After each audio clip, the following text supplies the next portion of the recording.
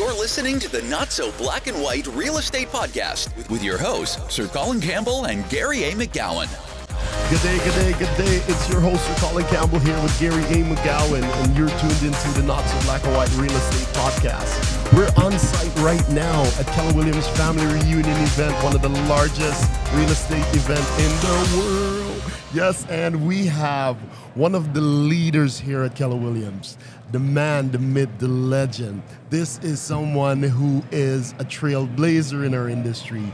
John, welcome. Well, I'm ready to shoot the basket. Yeah. That one. Drain that one. I want to do a layup or something. Now, did you ever play basketball? I did. Okay. I did. And, well, I played college football, but I did dabble in basketball a little bit. All right. Yeah. Interesting. Well, tell us who John is, man.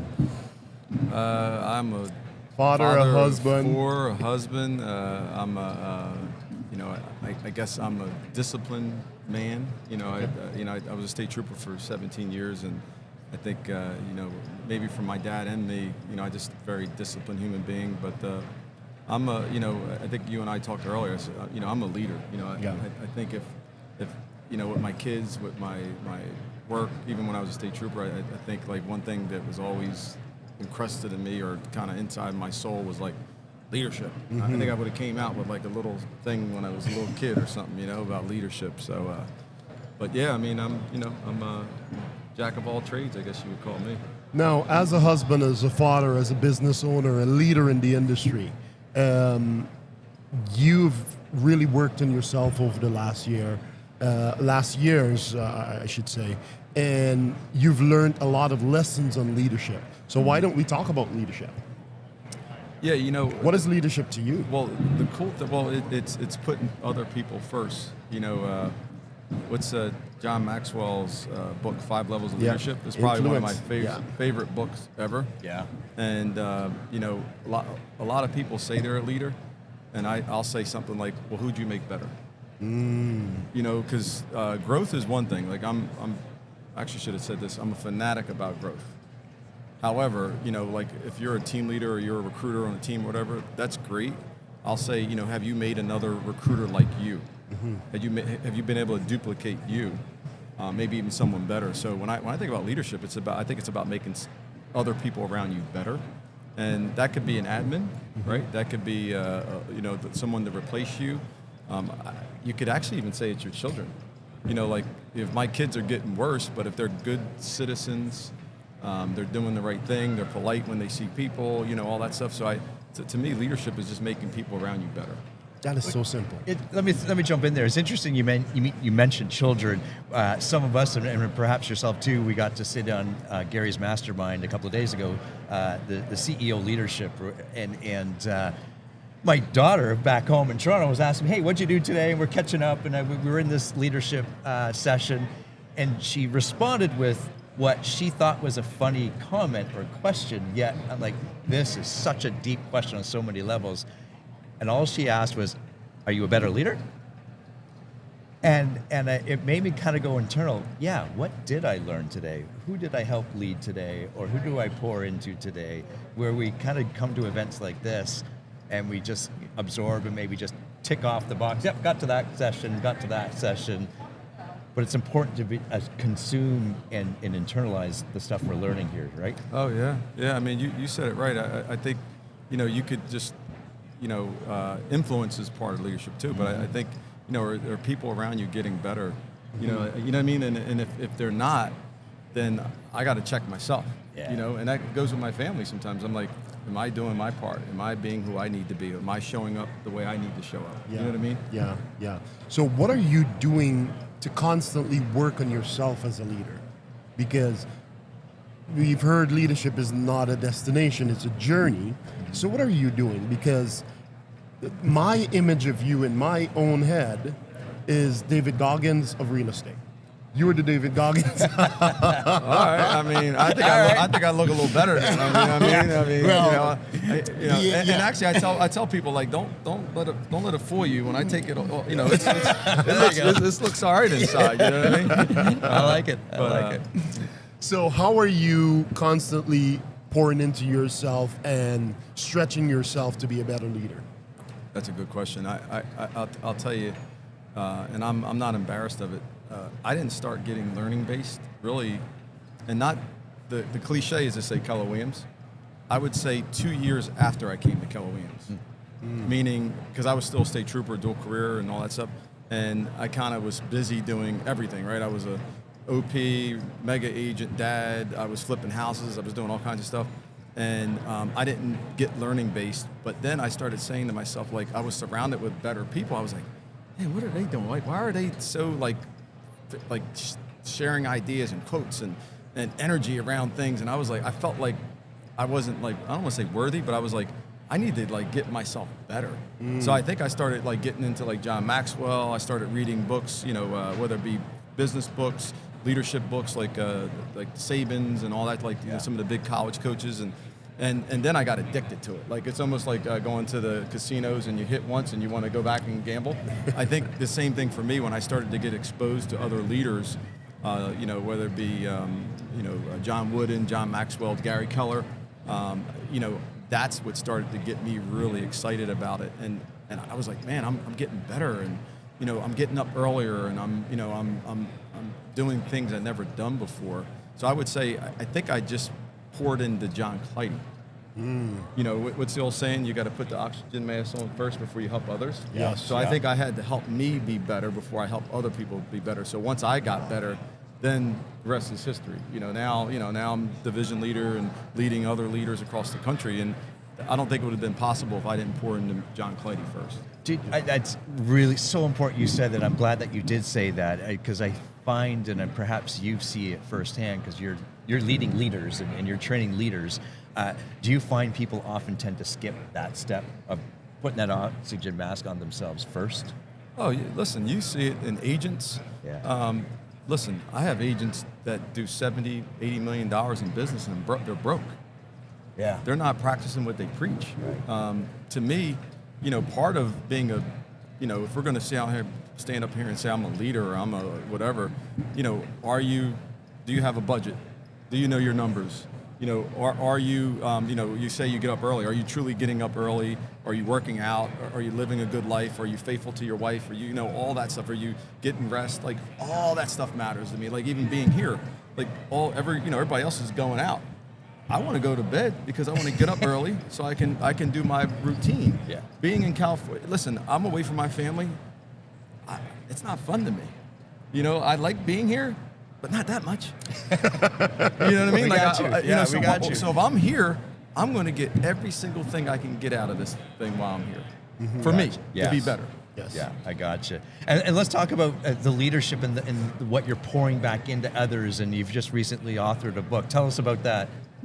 Yeah, it's funny. I just seen Mo Anderson, who did my forward in my book, and she was like, "How you doing, darling, with the book?" And I was like, you know what?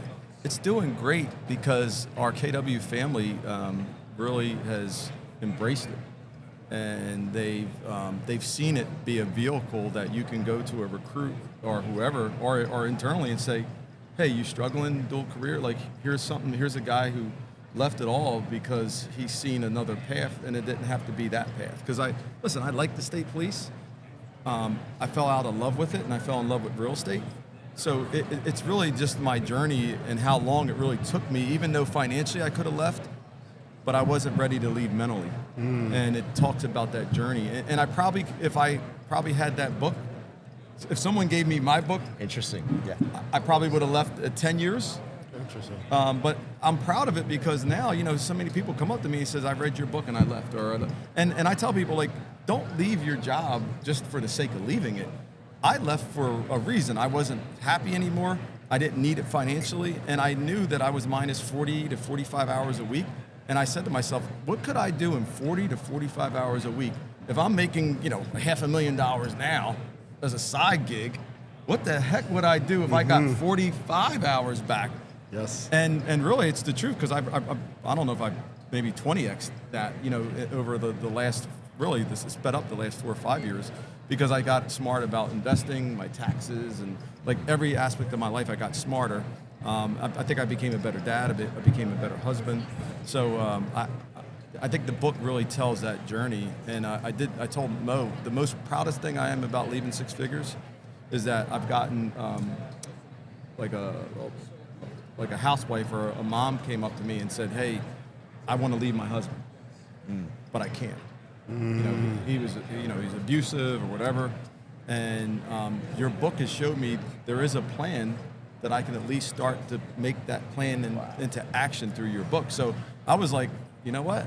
And Mo said it, like, you know, maybe God worked in a different way, because maybe the book wasn't just meant for realtors, or maybe it wasn't meant for police officers. Maybe it's meant for anybody that needs a plan and wants to change their life or their trajectory or the way they're going, or they want to pivot, right? Which is our word, right? Yeah.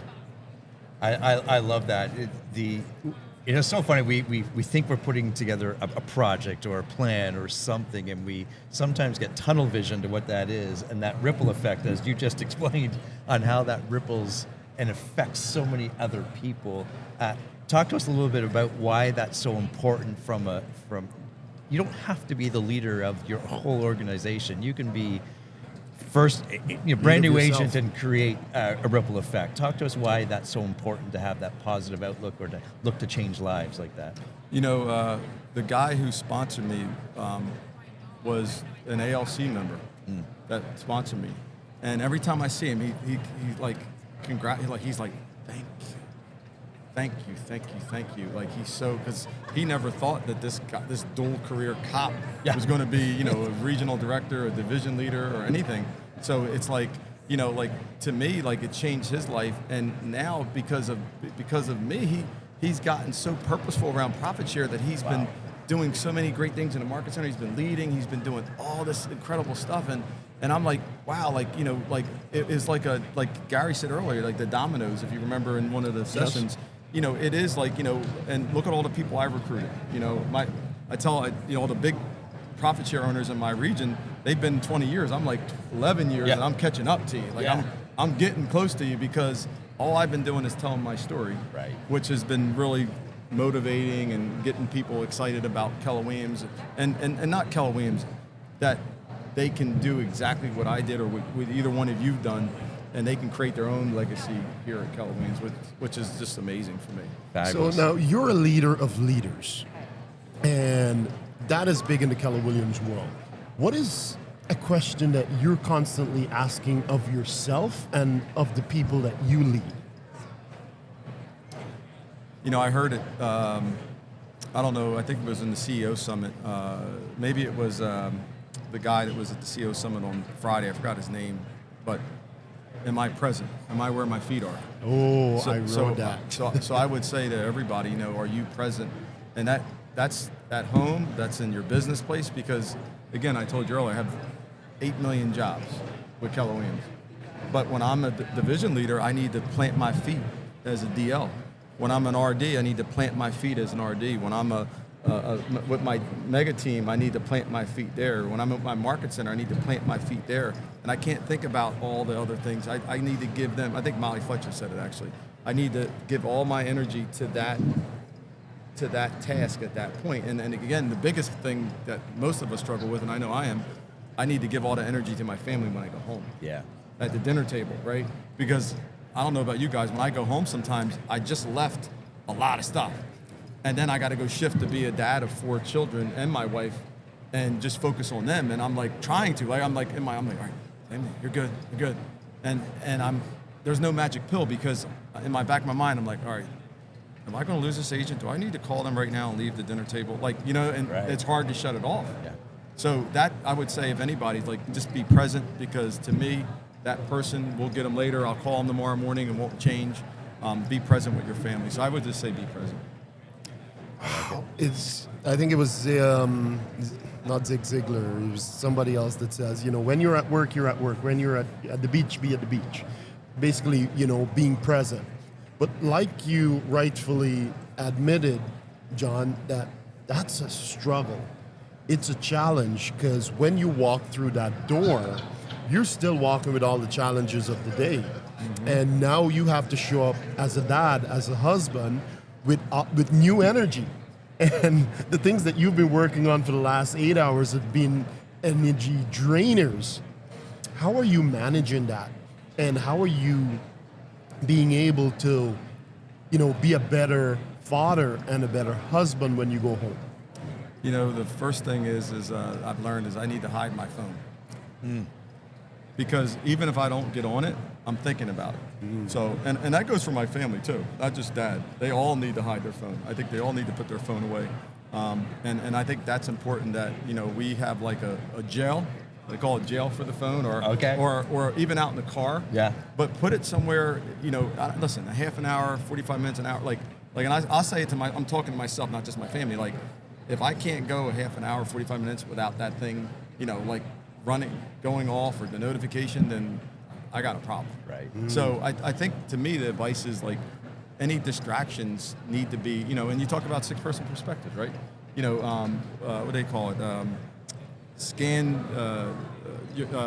Check your bunker or whatever. You know, build a bunker. Build a bunker. Build a bunker. So, like, to me, like, if you're with your family, build a bunker that won't stop. Like, when I'm at dinner, the only thing that can distract me, right, is my phone.